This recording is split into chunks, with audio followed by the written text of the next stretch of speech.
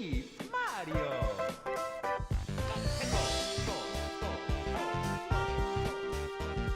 Good day, everyone, and welcome to the first episode of my third, whatever it is, attempt at making a podcast. Today, I am with a special guest. Hello. And you may introduce yourself. Hi everyone, my name is Elle, but I go more as Eli online. And I am a artist and aspiring game dev. It's very nice to meet you all. Eli's very close friend of mine. That's all, like, very, very, very, very, very close friend. I appreciate them. I love Anna, she's just great. She does such amazing things, and I'm really excited to be on this podcast. It's just, we're both really nervous, but we're also really excited, so I hope you all are ready for us. It's gonna go great, I promise. So our topic today, because I have a topic, I have like so many topics put down. One of the topics I thought that I could talk about first, since Eli and I are both artists, we could talk about how we started in art and kind of what inspires us and what we want to pursue later in life. So that's what I was hoping that we could talk about. Yeah, it's good. That sounds really fun. So, my question first is, how did you even get into art? Oh, this is a fun one. Okay, so basically, if we're being honest, I've been drawing ever since I could pick up a crayon, but it was more of an on-off thing. When I was younger, I'd say about second or third grade, I, like most of the kids my age, was really into Pokemon. Like, Pokemon was the best thing that ever happened to me. I would draw the characters constantly. I didn't know what most of them actually looked like, so most of the designs were off, but I just had so much fun doing it. When I was in fourth grade, I made a little picture book about a bunch of the starter Pokemon just going on a snow adventure together and doing fun things like building snowmen and going sledding. When I started a YouTube channel, a very obscure one back in 2013, the beginning of 2013, I had a lot of people on that YouTube channel drew as well as making Pokemon music videos, like taking clips from the anime AMVs? and music. Yeah, AMVs. But a lot of people who did that also drew, and it piqued my interest. Piqued? It interested me. Piqued. Yeah, it interested me a lot because we were also making our own characters, and I would try to draw my Pokemon characters, especially when I didn't have times of internet. Then around 2014, I abandoned that YouTube channel and ended up going into a fandom revolving around Kirby and Kirby characters. And that's when I say I really got kickstarted into drawing. Like, everybody in the community drew, or they made sprite art or sprite edits, and using that, they all made characters based off of Kirby. And I thought that was really awesome. And at first, I mostly focused on the sprite art, but then I realized I liked drawing the actual characters more than editing game sprites. And that just motivated me to draw more and more. I'm mostly self-taught, but my school did offer an art class, and I would take it after school, and that's how I learned the values of like shading and lighting and just a bunch of other basic things. And I'd say by late 2015, I'd kind of grown out of making Kirby characters and focused more on originals. And that's when I decided I really want to become like some sort of artist when I grew up. What about you? So, this is kind of a fun story because my styles that I've had before when I was developing them, they all were actually copied from other people. But we'll just get right into it. When I was in third grade, I discovered that I could build buildings. I built buildings out of Lego, and I was like, "Hey, I can draw these." So I decided to draw them, and then a little bit later I was like, this is not really that fun. And I kind of got inspired when people drew stick figures on the board. So I was like, I can make comics out of this. So I made stick figure comics, and I had this all in a notebook, and it was really fun to draw them, but my love for art kind of like drifted away in fourth grade. I don't know what happened, but it drifted away until I watched an animated web series called Eddsworld. Oh, I know about Ed's World. It's like about those four guys who are all in different colored hoodies, right? Yes. I really loved Eddsworld, and I wanted to actually become a multimedia artist and animator for a long time because I watched that show. But what happened was in 5th and 6th grade, I was going through some really tough times, and I basically, like, I went to Eddsworld for comfort, in a sense, because I didn't really have people to talk to. And what happened was I would usually copy his style, and it would just turn into just an ever spiraling circle or cycle of copying. I used to copy off styles, and I would post that on the internet. I got introduced to the internet in 2012 when I was introduced to DeviantArt by another person who made an animated show called Toadal Drama Island. It's not the Total Drama Island you know on television. It's like Total Drama Island but with Mario characters, because I really loved Mario characters back in the day. He had a DeviantArt account, and I was like, hey, I can post here. We'll just say I had to, like, make 3 or 4 accounts because I kept saying my age online, and someone, I don't know who, but some person kept reporting me because I kept saying my age, and I was actually younger than I was supposed to be joining websites like that. So, now, after that, I just decided I want to stem into making art in general, just stop making pure Eddsworld art and start making more art. And it stemmed into what I really do today. I basically draw anything that I want to now. I draw video game characters sometimes. I'll even draw original characters. For a very long time, I made Eddsworld inspired characters, and I actually still have them on my mind today. There's like Trooper and Kyle and all the other characters that I've made. They're all on the back burner. But now I've actually have like 2 different characters that I am most certainly going to use in some projects. Will and Everett. I'm so excited hearing you saying Will. Yeah, for some explanation for people who don't know about Will, actually more like, Anna, a bunch of my friends and myself are all in the process of making, actually, if we're being honest, a little story about 8 Pokemon trainers who decide to travel around Johto to beat the Elite Four, because, they are aspiring to be Elite Four, the Elite Four. And it's going great so far. We're having a really great time. And you also mentioned Everett, and I know that boy, but these people probably don't. So why don't you tell me or more likely the rest of the audience about Everett?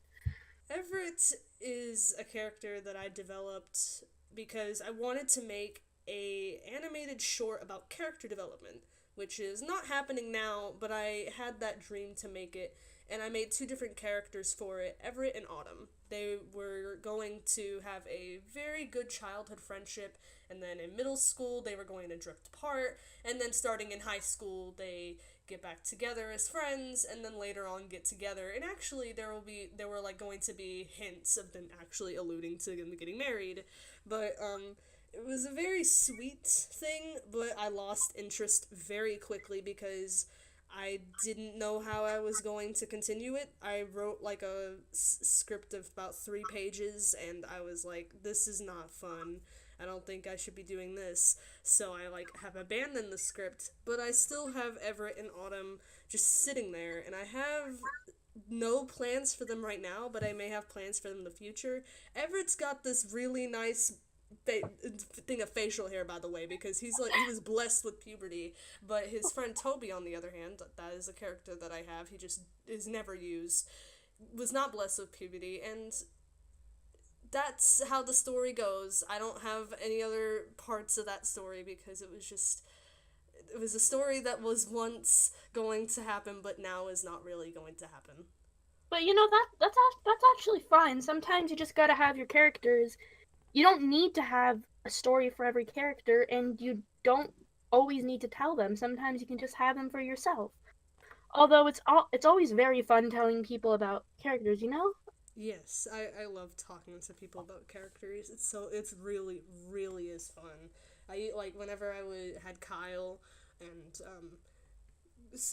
whenever I had Kyle, which was a character that I had back in late 2014, early 2015, veterans of my YouTube channel and actually my DeviantArt account may remember I had him.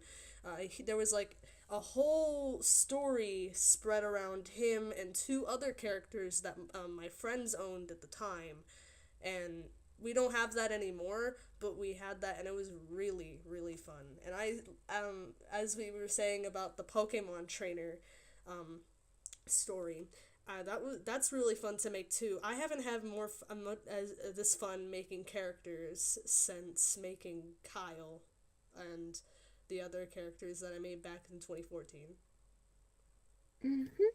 For my own characters, I actually have quite a bunch of stories. I have a game I'm working on with a bunch of close friends called Stout Hearts. We all just share the characters together. I have a very old project that's going very slowly but surely about about a group of basically humans and angels that are going and trying to find the secret on why the world is falling apart. I have a current story about a dragon who just wants to have fun but instead is thrown into a war against a goddess. And we have the Pokemon story, which I'm very excited for. Like I said before, it's about just 8 trainers going on an adventure and wanting to become the next Elite Four members. With Yeah, the conflict being, if you haven't noticed, there's only 4 of the Elite 4 and there's 8 trainers. So we're gonna see how that plays out. We'll see how that comes out. that's as I said, I'm really excited on how it plays out too. This is like probably one of the most fun drawing projects I've had in a long time. Um, Mm-hmm. so my next question is, have you actually gotten far into knowing what you want to do with art in the future? Like, do you have any projects planned? Do you have any colleges in mind that you may want to attend? Something like that. Okay, this is where things get tricky. You wanna know what's funny, you guys? I had it for a very long time, like since the beginning of 2015. I just had the dream of becoming a animator for maybe like Cartoon Network. I used to really love cartoony styles and cartoons. I always loved anime, but I went through an anti-weeb phase for a little while. And that was my dream for a long time, but as I've said before, I'm currently working as a game dev for a project called Stout Hearts, which is an adventure RPG game. And I take a lot of I do a lot of the character designs, and it's really been fun working on the story and characters, and it's actually made me question what I want to do in life a little bit. It's like, will I really? I have no experience in animation despite my very heavy interest in it. And it makes me wonder, will I even have fun doing something like animation, which has a lot of different. It takes a lot of work.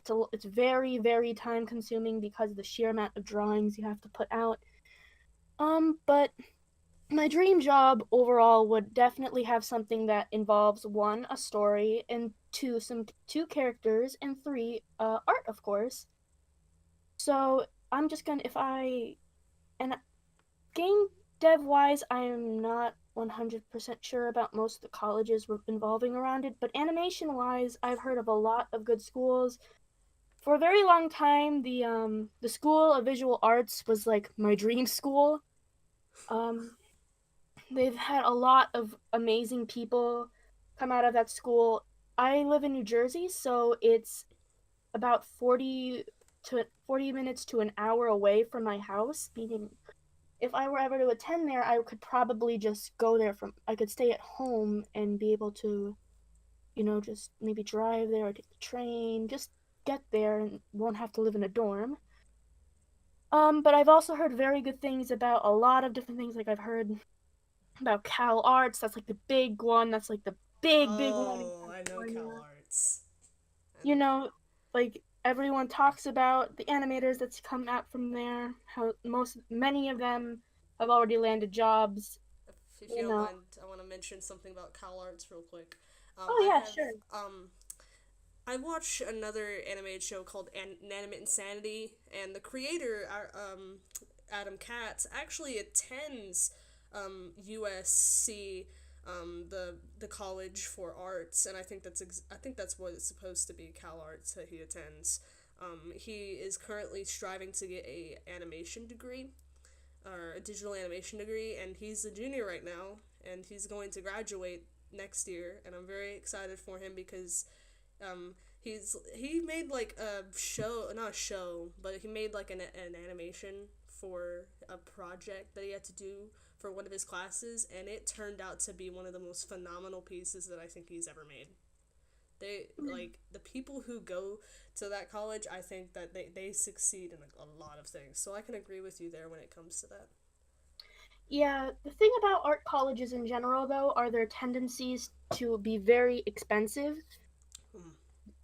And that's something that, quite frankly, worries me a lot. Since I come from a middle class family, like we're nothing special, I suppose. Like we live comfortably, nothing wrong with that.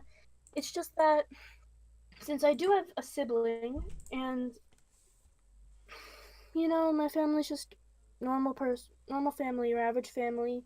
It's kind of worrying actually thinking about how we'd be able to afford art school, and it's actually made me wonder. And many people who have been successful online have not gone to art college, or they've gone to like, less what's the word? It's like Like they've a gone to like the average college and they've come out just fine too. So college wise, I'm not really too sure where I'd want to go. I think I'd have to look more into that considering I'm not really a junior yet. I'm halfway through my sophomore year of high school for anybody who's curious.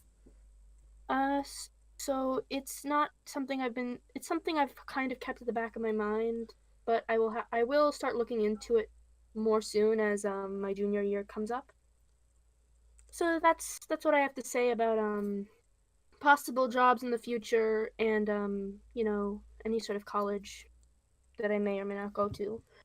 So, um, when it comes to myself, when it comes to that question, it's very weird because for a long time I had all of these jobs that were like, okay, I want to go into the art field. What position do I want to go into the art field for? I've done this ever since I was in third grade. As I said, I wanted to be an architect then. Now, and then later I wanted to be a multimedia artist and animator. And then I wanted to just be an artist, and then I wanted to go into graphic design. Graphic design actually stuck with me for about 3 or 4 years. Because if you guys don't know, I am a graphic designer. I'm among a lot of the friends that I know. Most of them are designers in the Pokemon community. There are some people who are in the esports community, and I'm very good friends with a lot of designers. But now, as I have stemmed away from that, I was. It's weird because I'm not going into an art field anymore, even though I love art and I want to I want to do more art. But my issue is I don't want to feel like I'm being controlled. And by being controlled, I mean like doing commissions, for example. That's why I don't have commissions open, is because it's not my free reign to do something. And if I had when I do someone else's if I by someone else's guidelines, it just makes me think, man, I have so many ways that I want to make this project, but I have to make it in this specific way, and I can't experiment with anything else. So that's why I've kind of stemmed away from art. I still do it very regularly, and I will probably never stop. But I really don't think that I would fit well in the industry. The same, and another reason why I say that is because it's very, very, very hard to get into the art industry, because you have to be like, you have to stand out. And when you graduate, like, if, let's say I graduate and get a degree in communication design, which is the equivalent to graphic design, it would take me quite a bit of time to find a job, because you have to be very unique and you have to stand out within the community, and it takes a lot to do that, because you could be making these designs at this price, but then you've got this better designer who's making designs at a lower price. And So it's it very competitive. is a very competitive community. Not just graphic design, but any art industry, any industry in art in general, like sub industry. Media industries in general tend to be incredibly competitive. For me, sorry to interrupt you, Anna, but for me specifically, it is a little bit worrisome, but to be frank, I do enjoy friendly competition, and I always aim to better myself because I always see my art as something that could become better, and that's what really drives me to keep doing it because I just want to see the sort of potential it holds. But I could definitely see how that gets stressful and just not fun anymore for other people. So I understand why you wouldn't want to pursue something professionally in art. But what do you plan to? Do you have any plans that what you want to pursue professionally? Do you have Um, any sort of plan for that? so I'm currently a junior in high school, and I'm looking into a few colleges, and I had a conversation with my mom about a month or so ago, because I went to this special needs sporting event. I volunteered with National Honor Society at the chapter at my school. I volunteered to help out with the students. I talked with her about the experience, and she said, "You really have a quality that not many people have when it comes to teaching, especially students who have special needs." And she asked me, "How in the world do you not want to be a special ed teacher?" And then I think, wow, you're right. So I've been researching into special needs teaching, and that's what I want to go to college for. I have one particular college in mind, the University of North Texas, because, hey, I live in Texas, and Mean Green. I love UNT. I've always loved the city of Denton, and plus, since I want to go into education, I hear that their college is the best or one of the best when it comes to education. Hmm. Um, so college, what was it? So UNT. I was planning on going for education, but as I was saying, I was wanting to go to UNT for education, and the degree that I plan on going into is EC through 6 education, and it basically is just like, it sounds weird because I don't want to go into elementary education. I actually want to go into high school education for special needs students. But actually, the one I'm pursuing gives me an EC through 12 special ed certification. So that means I can get a special ed certification for elementary school, middle school, and high school levels. And I also. Sorry. Oh, it's okay. As I was saying, I was going to go for a history certification, because I would love to teach history. Like, I really, really would love to teach history. That would be one of my favorite things to do if I'm not able to teach a special ed class. I'm really proud of you that you have all this planned out. It's really admirable.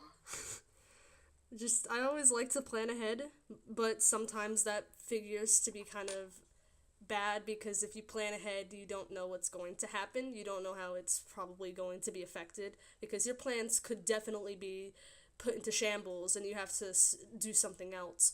But that is what I plan on doing, and I wanted to like make my curriculum a lot more creative than most of the teachers that I've had. My history teacher, for as a good example, he makes things very creative, and I actually admire that in a teacher, making their class very creative and very engaging, and I want to do the same thing for my students. I even had an administrator actually came down the hall one day in my classes and recognized me, and she was like, I feel like she wants to be a teacher. And then when she left, I was like, how did she know? They just know. They just kept commenting about it. And I was like, oh, they know I want to be a teacher now. So that's what I have plans. Other than that, actually, if you're not talking about anything professional, I plan on the side doing some design and illustration and photography work for very close friends. That's why I've actually recently made a portfolio for close friends and family to see, with a lot of my personal information on there, and it kind of shows my qualifications a little bit more than what my portfolio online what online people would see, because I don't post my actual stuff like that out there. Yeah, it's good to keep a level of personal privacy, especially if you're like, a minor. That's smart. But one question that I had in particular was one. I wanted to say that I have very bad perfection. Like, I have very bad perfection. I wanted to ask if you had something similar and if you had any ways to combat it. Because I have this really bad perfection. It makes me think, this is not good enough, and I have to erase the entire campus to make sure it looks good. So. Well, art-wise, I can definitely resonate you with that, the whole perfectionism. I remember just this week, we had to do a character expression sheet for my art class, and I had a lot of fun doing it. Like, I drew up a bunch of expressions, but I was very hesitant in showing my teacher, because after looking at it, I was like, what if she doesn't like this? It doesn't look exactly like I wanted to, and it was very frustrating, and it did hurt my esteem a lot, and I was like, oh my god, she's gonna hate it. Nobody's gonna like this. It's gonna be awful. But the thing is, with perfectionism, which I'm slowly trying to understand myself, is that if you're so fixated on keeping something perfect, and another problem that arises from this is nothing is truly perfect. Everything is subjective.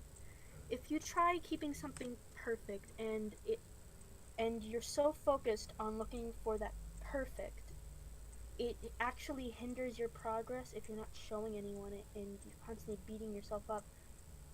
I've heard a quote from a video a while back. It's called, and it focused around the line, finished, not perfect.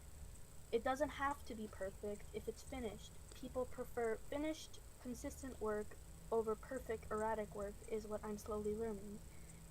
And while, don't get me wrong, it's always good to keep looking ahead and to improve yourself, but sometimes you just gotta post those silly sketches. You gotta post things that you know are unanatomically correct, that there's issues with the perspective, the coloring isn't quite right. You can post it, and you can always ask your peers about it. Twitter is my most active, it's my most active social media aside from Discord, but I consider Discord more of a personal messenger. And I found that basically sharing your art and sometimes asking for opinions from your friends, it helps you grow as a person, and it's also there's also a feeling, there's also just a feeling of, it might not be perfect in your eyes, but a whole lot of people sure like it, so just keep going. But if you mean now the other issue that arises from this is that, aside from art, I'm usually not quite a perfectionist. In fact, I'm the opposite of that when it comes to school-related things. I've experienced a lot of just emotional issues with school in the past. I do have a mental illness, I'm depressed. I have social anxiety. It's both are very much challenge when it comes to reaching out to teachers or to fellow students. So sometimes I'll just straight up give up on something because my mind is like, well, can't do it. Guess I'll just die. But now that I'm actually mentioning it, that might be a form of perfectionism in itself. But I'm not quite sure. I'm not always the expert on this, but that's what I have for this question. Um, and with my answer, I am very bad with perfectionism, and it doesn't just happen in art; it happens in everything. But I'll explain all of that a little bit later. I'll just start with art. So last year was probably my worst year when it came to art because I had like a very bad burnout, and the root of it was being a perfectionist when it came to it. I was very upset because I was like, I can't do this anymore. I am really bad at this. Even though people looked at it and they were like, "This looks fine. What are you talking about?" And in my head, my brain's telling me, "This is not good. You're doing something incorrect. You cannot perform this." And it made me take like about a month or so break at the end of the year, so I can kind of concentrate on a few things, and it got me to realize, hey, I'm learning. I'm not going to be an amazing artist overnight. I'm not going to be perfect at everything. My anatomy's messed up all the time. I'll just say this. My anatomy's messed up all the time. It doesn't matter. It doesn't matter if my coloring's messed up sometimes. It just you have to learn to accept that you just can't make everything perfect.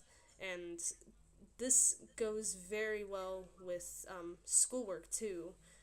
Oh, especially schoolwork, because it bothers the crap out of me. I will submit something for animation, and then submit something for English or history or anything like that. It doesn't matter. But I will submit something, and it will, to me, after I post it, I'm like, this is not good. My teacher's going to find something wrong about this. I just can't. I'm especially physics. I think every time in physics when I see that low grade, because I'm just not good with math or science, um, I'll look at it and I'm like, I have to make myself perfect at this, and it just stresses me out even more. Um, but as I've said, you can't always be perfect in everything, and if you think that you can make yourself perfect, it's just going to stress you out even more, and it's going to cause something like a burnout. So that I would recommend, if you find out that you're acting perfectionistic or anything like that, and um, I would just take a few steps back and realize that that this is happening, and that you just need to relax. I would recommend that, because if you don't find out what the root cause is, then you're probably going to have a burnout. Yeah. Yes. So my next question was, how, since I know for a fact you're you're on the LGBTQ plus spectrum, how do you feel about representation of that in art? To be honest, most of the art I've seen does. Many artists I know are LGBTQ plus, which is really great because in case nobody knows, I am bisexual and I am also non-binary. And bisexual, in case one of our listeners doesn't know, bisexual means I like people of of both sexes. But when it comes to gender, I like people of all gender. It doesn't my that's panromantic, but just for simplicity's sake, I just say bisexual. And I am non-binary, which means I do not really identify with either a female gender or a male gender. If I had to put my gender into words, it would be more of a mix of both, and half of a mix of both and half not really any sort of gender. So I use really any pronouns because I could care less what people use pronoun wise, and that's me. Um, and I've noticed a lot of people who are artists actually are LGBTQ plus. I'm not 100% sure that's because if that's because of art. I think it's more of a lot of people help express themselves through art. I know many of my mutuals on Twitters and many of my friends are also LGBTQ plus, and I really like being an artist because I can draw people and characters of the spectrum. That's just it makes me happy because I can show off representation that I've never seen. I rarely see non-binary representation correctly. I guess a few good examples are Steven Universe. There's canon. There's a canon gender fluid character. There's canon non-binary characters. There's canon gay and lesbian characters, and it's very very happy to see. It makes me very happy. But most of the representation outside some very good sources, either there isn't much, or like there isn't much. It's mostly just straight. There's just mostly just straight people and cisgender people. Cisgender means like just being comfortable with the gender. Your gender matches your genitalia. Genitalia? It matches your genitals basically. Yeah. I mostly it's either just all that or they show LGBTQ plus people in a way that's misleading, that's unhealthy, toxic, fetishizing them. Oof. And it upsets me when I see that. So as an artist, it really does give you freedom to be able to draw and tell stories of characters that are like you, and it hopefully resonates with other people too. That's my take on it. How I wanted to my take on this is I love representation of anything in art, not just like sexual orientation and other various things that are in the LGBTQ spectrum. I love representation in everything, and this is exactly one of them. There are a lot of examples that I think really do convey that. For example, in Anime Insanity, there's a character named Paintbrush, and it's an object show, but Paintbrush throughout the entirety of both seasons did not have a gender. Like, no one mentioned it, they didn't mention it, and I remember in the recent episode, they mentioned that I wish there was just C, none of the above. And that made the fans think that Paintbrush was non-binary. And if Paintbrush is non-binary, then that's amazing. Because the creator of the show is representing that very well. And it's really cool. There's also another thing that I've seen called 1989 NK. I don't know exactly what the rest of it means, but or the rest of the name of it, but this one also represents LGBTQ plus very very well. There's a trans male character, it's a gay character, bisexual, and I think another character, I forget exactly, but there's characters of all different have all different things from the spectrum, and they just hit it on the nail, hit every time. It is so on top of things, and it's really does convey it well. I myself am a bi-romantic artist, bi-romantic heterosexual, but I could just say bisexual because it's simpler and I don't want to have to explain myself. Anyways, so I am, as I said I'm a bisexual artist. I am in the LGBTQ plus spectrum, and I have a lot of friends who are like that too, including Eli. I have some friends who are trans, friends who are lesbian, gay, bisexual, non-binary, you name it. There's so many people that I know that are like that, and it's amazing to have people like that in your life because all their stories are so different, and it's very cool to have that in your life, but it's also cool to have that in art because it being represented in a medium, not only represented in a medium, but represented in a medium correctly, is just absolutely amazing, and it fills my heart with so much gratitude because anyone in the LGBTQ spectrum, for the most part, deserves the utmost respect and love. And doing that through representation really means quite a lot to me.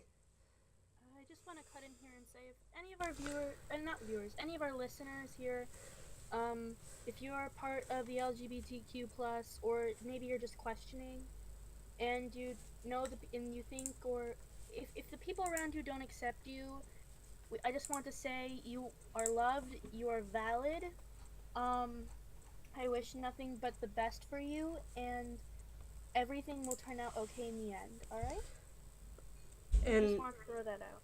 another thing I wanted to mention is that my character, in the Pokemon story that we're creating, is actually queer. I didn't want to make him gay or lesbian or asexual or agender or anything like that. I just wanted to make him queer because I actually watch a YouTuber named Young Blossom. He is a trans male YouTuber. This is kind of getting off of art, but more into YouTube. But he is amazing, and I think he kind of inspired me to make a character of mine queer because he kind of uses the term queer more loosely. Not really loosely, but like it used to bother him, but now it doesn't bother him anymore because he just doesn't use labels much anymore, and queer just completely fits all those brackets. And I'm like, hey, what if I make a character that's queer, and it kind of represents that very well. And I know quite a few of Eli's characters may have that representation too. Oh yeah, I'd say I don't want to really say all of my characters' orientations and genders, but I can assure you that a whole lot of my characters are very diverse because, that's how we all are. We all have different things. Some characters are straight, some characters are bi, some characters are non-binary, or trans male, trans girl, trans boy, trans girl, and I just think it's important for everyone to get a fair share of representation because, as I said before, it's very comforting for me to see representations of myself, and I believe, and I know, not I believe, I know that for many other people out there, whenever they see a character in media who they can see themselves in, it's very comforting. Alright. And when you mentioned that there are characters that people sometimes see themselves like, that made me think of Voltron. And I watched Voltron, and it's all because of Eli. Eli showed me this video that I think DreamWorks posted, that vlog of Pidge. I think you posted that in Sorry, she reminds me of you a lot, so that's why I sent it to you. Yeah, when you sent that to me, I was like, I have to watch Voltron. So I watched all 4 seasons, and we'll just say I fit with Pidge very well. I don't see exactly how Voltron, I've seen a lot of people like to pair up certain characters. Oh. I do like Voltron as a show, but something I don't appreciate about the Voltron fandom is that, unless I'm wrong, because please correct me if I'm wrong, a lot of people in the fandom tend to ship the characters and then claim it's canon. That could be considered a form of queer baiting, which is honestly sometimes it's very disappointing for me to go into a show thinking that there might be characters who are LGBTQ plus, but it turns out it's more of like a fanon thing than a canon thing. What are your takes on this, if you don't mind me asking? I don't think I don't know a lot of the Voltron community to do that because most of the Voltron community is very, very kind. Like, I think that the Voltron community is probably one of the kindest communities I've ever seen. There are, like, other communities that I've seen where I kind of, like, divide them into halves. Like, there's one half that's very creative and they're not very, like, weird.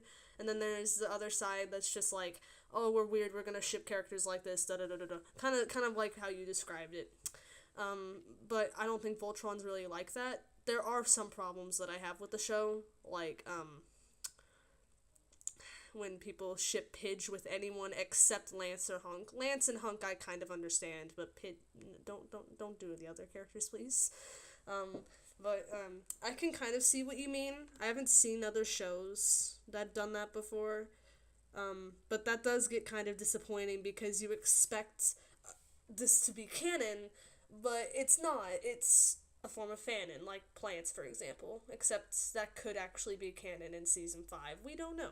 But it's very likely that it will still continue to be fanon, but some people can get disappointed and be expected to be canon, which kind of sucks. That's why I don't like looking at communities before I watch the show, because some communities will do something like that, and I don't want to go into a show expecting a couple to be a couple, to not be a couple, I guess, if that's a good answer. I don't know how. Yeah, it's fine. Yeah, I just wanted to ask that question because, you mentioning clans. I remember a friend of mine, I have a very good friend of mine who ships it, and she's very sweet, very sweet. And she was like, oh, I ship them a lot. And I'm like, oh, wow, they're kind of cute. And so out of curiosity, before I went and actually watched the show, I went and just Googled Voltron. A lot of the community, from what I saw at first glance, were very hardcore into it. I saw a lot of people who were very hardcore into it, and I'm sort of like, oh, so I was assuming, oh, it's probably canon then if there's so much content involving it.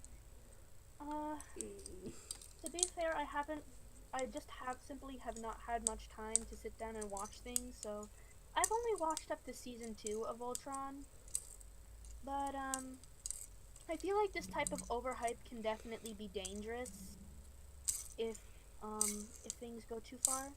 But to truth be told, I'm not active in really any fandom, so it was very nice hearing a perspective from someone who is actually in it, and I'm happy to hear that this isn't as prevalent as it appears.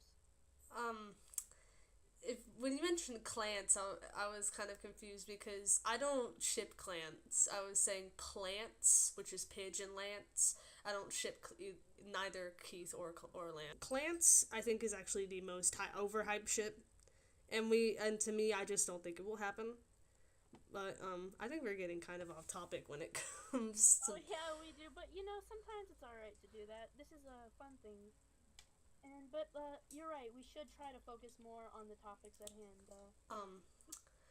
So I know I think my last question was representation of that in art, but have you ever seen art in a negative way? Have you ever seen it in a negative way and just kind of wanted to felt like I wanted to disassociate myself with this because this is not good, as in like art making fun of other things, especially being represented as bigotry or something along those lines. Oh yeah, definitely. There's times I've been very disappointed in not only big companies who do art or do art, comic books, manga, anime. A lot of times I've seen just very disappointing things from indie artists themselves. One time I remember in the beginning of the year, we all know about. I'm assuming everybody knows about the incident with Logan Paul going to the Japanese suicide forest and filming a body of someone who had recently committed the very tragic act of suicide. And everyone was in outroar for, that's absolutely disrespectful. I remember seeing, what upset me the most is that I remember seeing a picture of Logan Paul. Someone drew Logan Paul, and drew a character from Doki Doki Literature Club. I'm going to go into a spoiler thing right here. In Doki Doki Literature Club, one of the characters ends up committing suicide via hanging, similar to how many people in the Japanese suicide forest tends to do. And this artist drew Logan Paul just taking a selfie next to the girl who in Doki Doki Literature Club who committed suicide and hanging, forest background, and it was very insensitive. Like, she was all like, "Oh, Logan Paul's hanging out with his waifu," and a lot of people, including myself, were very, very angry over this because that's absolutely disrespectful to anyone who's had to deal with suicidal thoughts or feelings, anyone who had to deal with the loss of a loved one from suicide, anybody really who has a mental illness that creates suicidal thoughts at times, such as depression or anxiety. It was just awful, and it made me incredibly angry. And I think that's the biggest example I can think of when I've gotten very angry at art being used for bad instead of being used for an interesting, fresh perspective or something good. It was very disappointing, and I was incredibly infuriated. By the way, before I mention my answer, this is the last negative question I think that we're going to get into when it comes to this episode. The next questions will be positive thereafter. But what I wanted to mention when it came to this was I remember you and some of our other friends, I think in one of our Discord servers, you guys mentioned something about this artist who was representing trans people in a bad way. Like, it was a very weird thing that I saw. They had big lips too. Like, they had big lips and they were African American and they looked trans. Yes, that was the one that I kind of got a bit angry at. I didn't mention anything about it because I didn't want to get into like a big heated argument or anything like that, or just a heated debate. I kept my thoughts on the down low. But if you're an artist, please, for the love of Lord, do not like try and tear down someone. Not just tear down someone, but tear down an entire community with your art. Do not make art based on trans people or any other people in the LGBT community and then make it to where it's dehumanizing to them and it just does not represent them in a way that is correct. It gets on their nerves and nobody likes it. Like, you're only doing this to make yourself, it's like you're only doing this to make yourself look bad, because I don't think many people enjoy that art that you're making if you're making it like that. I know who you're talking about. RCD Art. Yeah, they made. Anyone who doesn't know, they portrayed Captain America as a trans male, but was fetishizing parts of their body which would be considered dysphoric for trans male. Like, they were drawing them with really big hips and very big bust, and showing them in a way that just made a lot of people uncomfortable because it's fetishizing for someone who is a trans male. It many trans men feel very dysphoric about chest size or like hip size, any sort of most of them. I can't speak for everyone. I can't really do a proper speaking because I'm non-binary, not a trans male, but it is very disheartening to see. It's very offensive, And this artist also did a caricature of a black character from Star Wars. I don't really keep up with Star Wars at all, so I don't know which character it was, but they drew them with like a big nose and big lips and these really wide shoulders.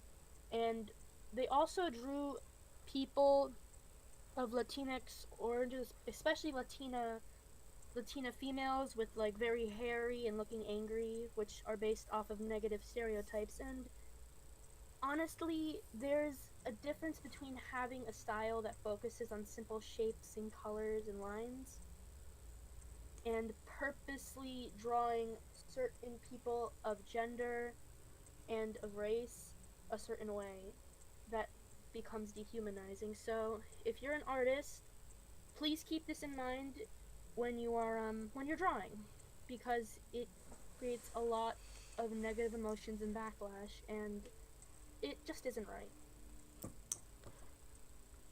Um, my next question is, like, um, what are your techniques in art? Like, traditionally and digitally, what do you do to make your art,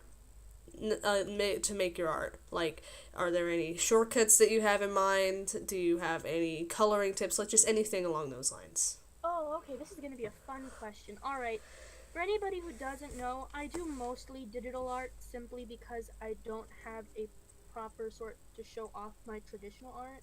Like my phone, which I used to use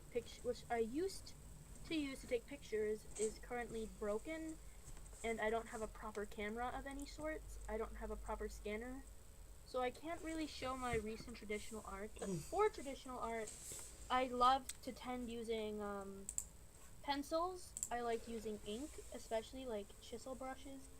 Those are really cool. I like using alcohol markers because they leave a very vivid color, and it's very clean looking, almost like if you had drawn it digitally, and watercolor. Out of all of these, it just gives it a very nice organic feel, which I like to aim for in both digitally and traditionally, just that nice organic feel.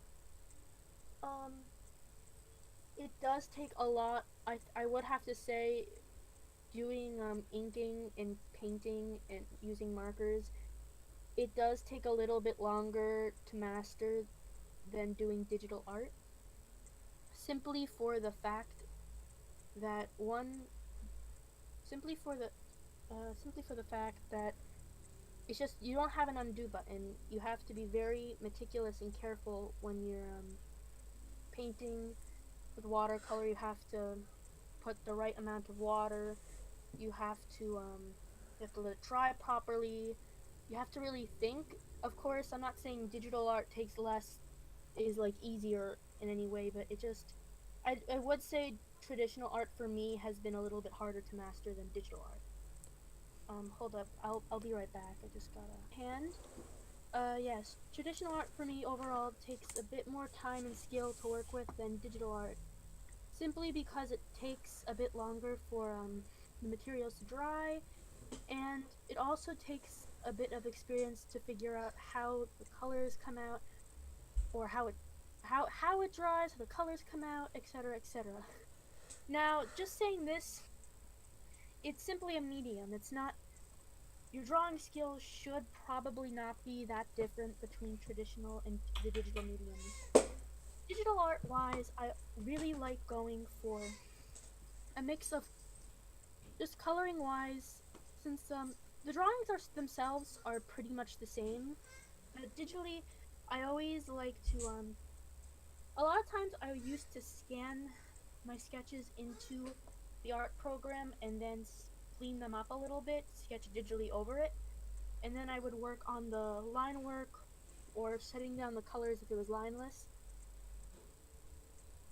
Digitally, I'd say color-wise, there's a lot more cool free range you can do with your colors, because traditionally you're somewhat limited because colors don't always look the same as they do on the palette unless you like go and test them each yourself.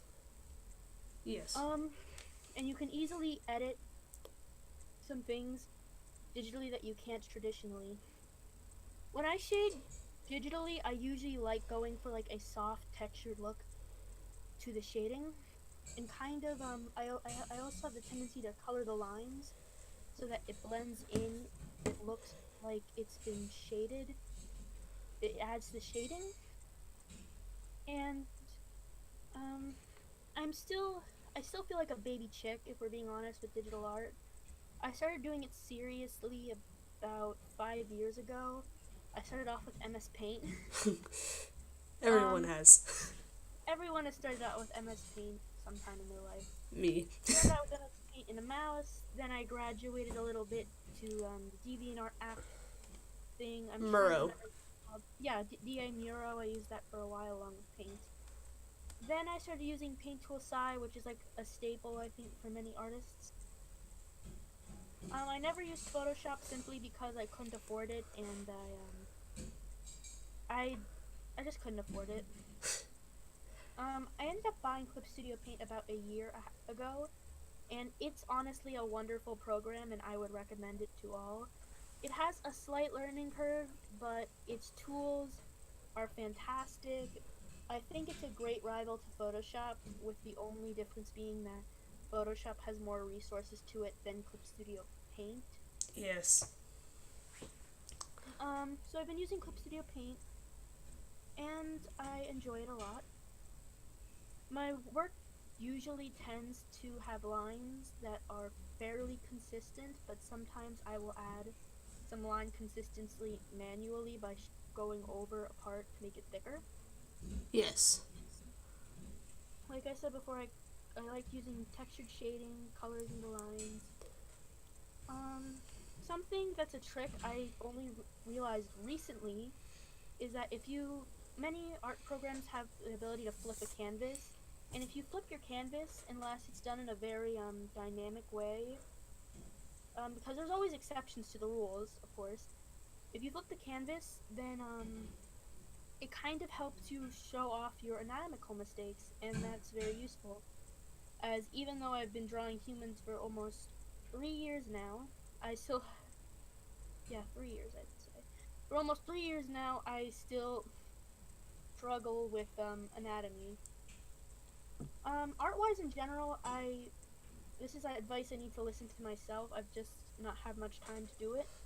I would seriously suggest trying to, I bet you hear this everywhere, but try studying from life, because it helps you figure out how the subject you're drawing works. If it's like an apple, very simple thing, if it's an apple, you can see how light illuminates off an apple, its general shape, its texture, all good things. And if it's something more complex, like a human being, you can figure out how their muscles work, how the bone structure works, how people generally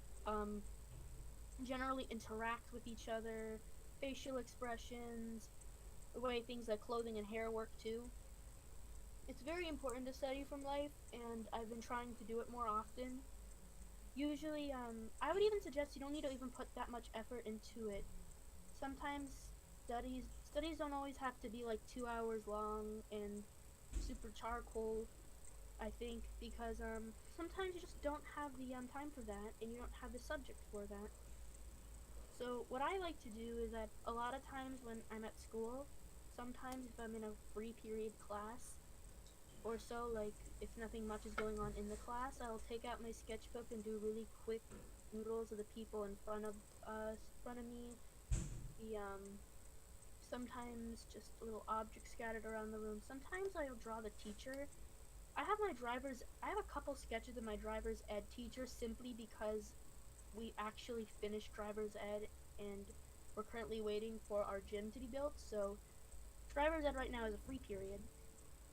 And I think it has helped me, and I plan to try doing more with more different subject matters in the future, and I would definitely suggest it for anyone out there.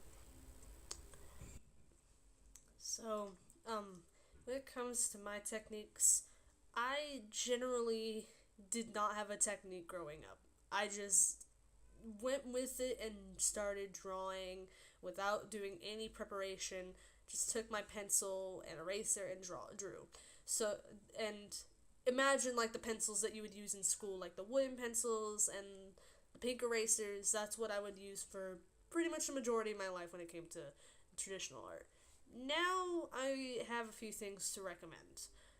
For a very long time, I used this program called Paint.net. It's good for what it is, but I would recommend that if you wanted to use a better program than that for digital art, use Krita.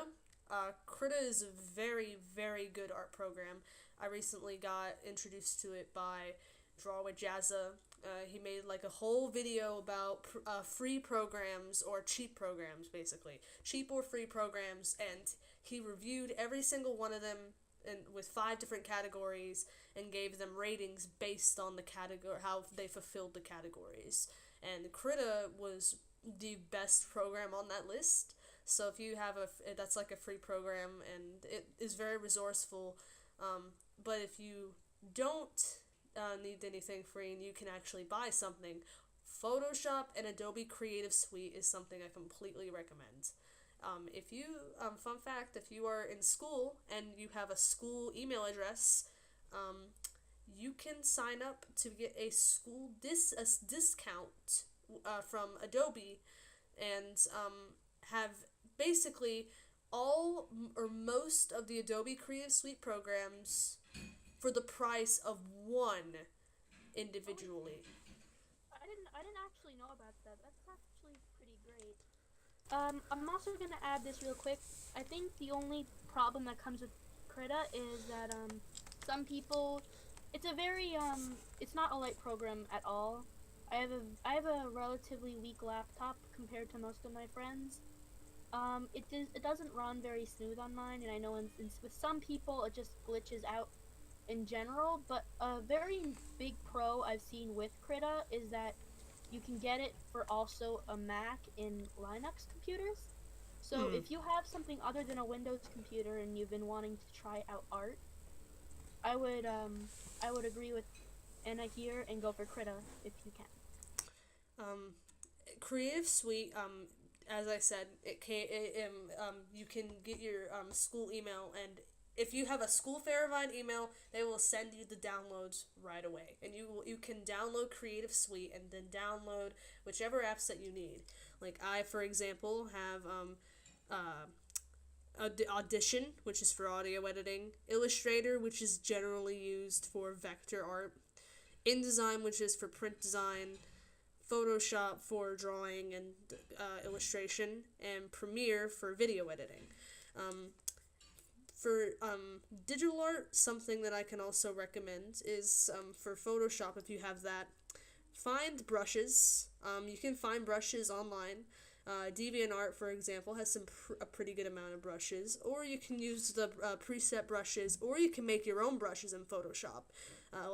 They have like presets for you to make your own brushes, and it's very cool because you can make different textures and makes like really, really organic and earthy textures, or you can make very dynamic and punchy textures with your brushes.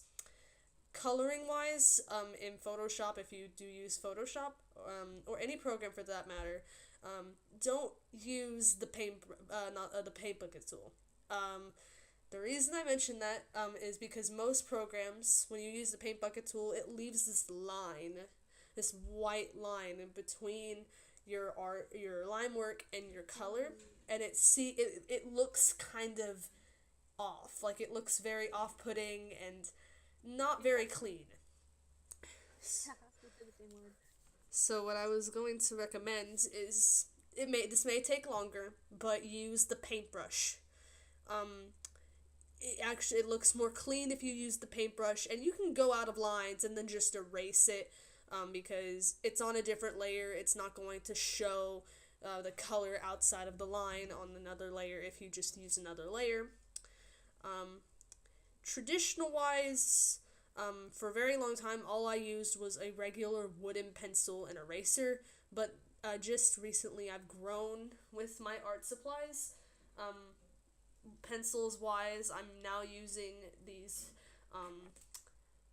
this Pentel model, which is a very, very good mechanical pencil.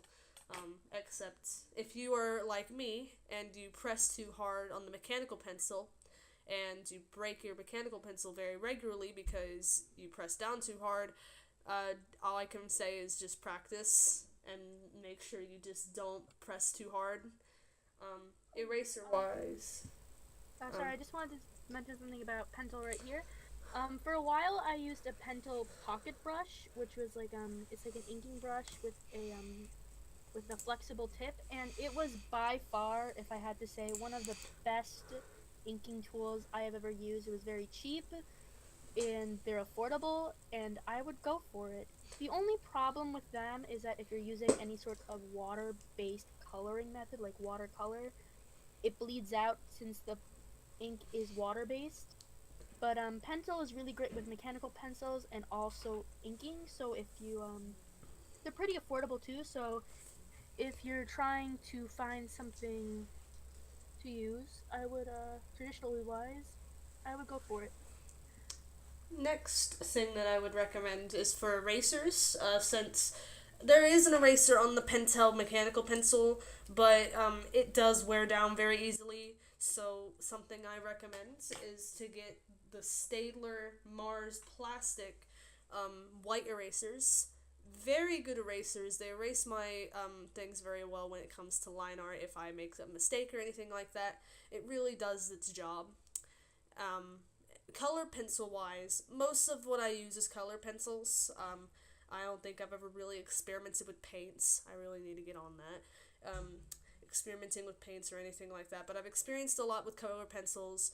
And if you, I have this artist case. Like, I have this case where it came with like some color pencils, oil pastels, paints, and they're not really, the color pencils in there are not good for showing very vivid colors. But if you have color pencils like that, and you, find some Prismacolors, there's some Prismacolors at Walmart that I found. I don't know if it's at every Walmart, but my Walmart has like a section for Prismacolors, and the least expensive ones I got were like $14-15.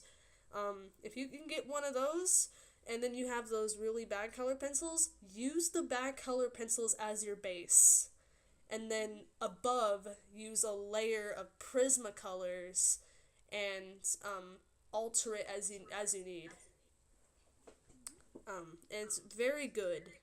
Recently, I made a video on color loss, which was a prompt for Challenge of the Month, and it was a whole speed art of me doing a coloring project that Jazza put in the description of his video, just coloring in with color pencils, and I did that exact technique, and it came out very well. And something I also recommend with color pencils, try and use highlights. I used yellow on one of the characters in that prompt, and it looked phenomenal. Like, it looked like he was actually glowing to me. Like, it looked like he was actually glowing from the ghosts in the background. So I thought it was really cool. So I recommend, like, using dark highlights like yellows. Try and find something for colors that are people that are colored, or things that are colored in like red and such. Don't use red on like orange and yellow because that doesn't turn out that well. Just find colors that you think would look good as highlights. Those are my techniques generally. At the same time, though, don't ever be afraid to experiment because, rules are more like just guidelines, and sometimes just by doing the opposite, you can get some cool things. Like, art is subjective. There's always some good rules to follow, but at the same time, don't be afraid to experiment. Absolutely. My last question before we head on off for today's episode is, what artists do you recommend and to support, like, with monetarily or not, which artists do you think would be best to support? Do you mean like specifically, or artists in general? Just like any artist that you can think of. Well, if I had to say, I would just, artists in general, It's always good to just support your artists in general. You don't always have to do it monetarily. Sometimes by like reblogging or retweeting an artist that you like, they not only do they get more exposure, which can really help bring in more of an audience, especially if they're like a baby, like new, still growing artist. Um, if I had to say which artists to support, I would definitely go for supporting artists who this is more my own subjective taste, but if your artist if you can see that your artist if your artist isn't nasty in any way, because I have a problem with rudeness. If your artist generally seems like a good person, and and if they're a hard worker, I definitely try just giving their art a boost. Another cool thing you can do to support artists that doesn't involve money, if you're like me and you don't really have a job and you don't have money to support an artist, is that sometimes just simply telling an artist what you like about their art is very uplifting. I know it can be a little nerve-wracking, but chances are that an artist will really appreciate it if they hear a nice compliment. Monetary wise, if you do have the money to support an artist, try and see if their commissions are open if they have them. Think of it this way: you can get something you like drawn, hopefully, if your artist can draw it. Your artist will get money, and both parties come out in a mutual good agreement. If your artist has a Patreon or a Ko-Fi, you could try donating via there. Ko-Fi is better if you don't have if maybe you just want to donate once or twice. Each Ko-Fi donation is about $3.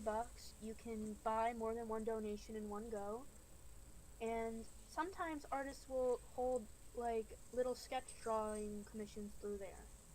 If you want to help your artist in a more stable way, for stability, you could try supporting their Patreon if they have one.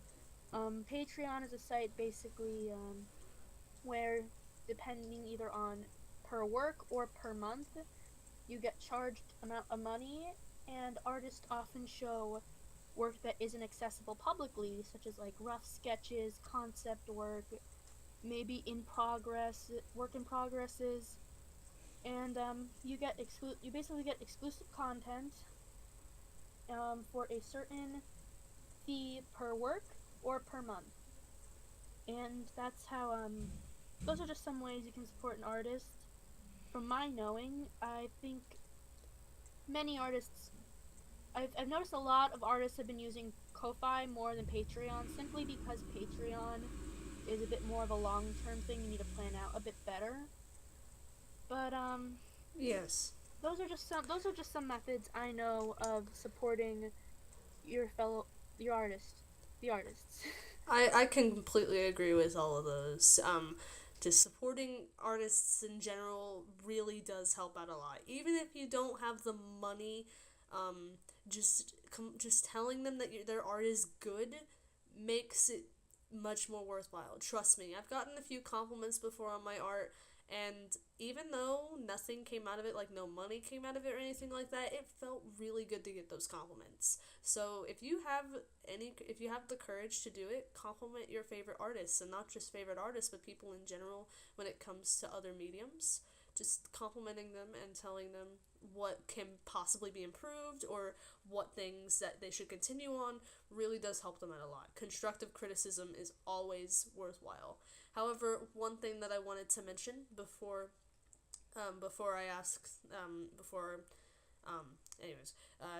one thing I wanted to mention was that you should probably not say, oh, I wish that I could commission you, but I don't have the money. Don't say that directly to the artist, because that kind of makes them, that gives them like a false sense of hope. For me at least, if you were to say that to me and I had to be like if I had like a Patreon or a Ko-Fi, I would that would probably make me feel a little bit bad if you said that, because Not because you just can't donate. That kind of makes me feel bad too, that you wish that you could do that but not. But it also gives the artist a false sense of hope that false sense of hope, and it's not that fun. Yeah, it's a little bit. I want to say it's a little bit inappropriate. It just feels kind of strange or rude. Let me get the phone real quick.